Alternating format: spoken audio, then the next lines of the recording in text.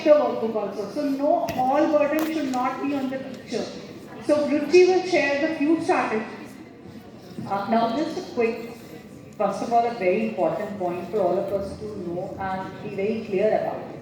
Whatever is there in learner book, workbook, or teaching resource does not mean that you have to finish each and everything. They are your reference points for everything. Not everything has to be finished. You can pick and choose. That is the reason Cambridge is very flexible about the curriculum framework and also about the adaptation.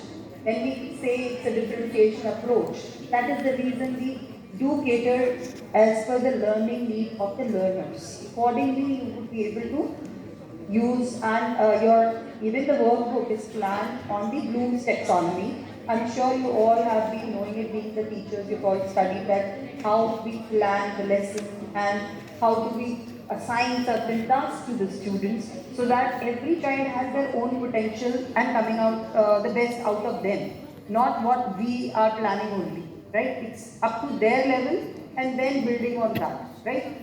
Now, how to finish per se or how we include all of them. Not necessarily the workbook has to be done in the classroom. There are plenary ideas, homework ideas that gives you the complete guideline where to pick up what. If we follow that religiously, trust me, you would be able to include most of the work and which is age appropriate and the student learning ability appropriate. Not necessarily all the children are doing same activity at a time. You might be having one activity for one child and the other student is doing something else. So it doesn't mean they are not learning, but they are learning best of their potential. That's most important. Learning objectives are something which we need to focus on, and I'm sure you all are downloading curriculum framework that gives you the guideline that what is the achievement or success criteria. That's most important. That's it. Keep that apart that okay, I have finished or 5 of my students have finished first stage of focus and practice, they did not do challenge. It is not a problem, it's okay. You might discuss that in the classroom while you've assigned that work, the entire class that okay, we will do this, and we found out okay, few children could do challenge questions themselves, others could not do. But that can be a discussion point in the classroom where you do not tell them the answers. You talk about why and how, not what.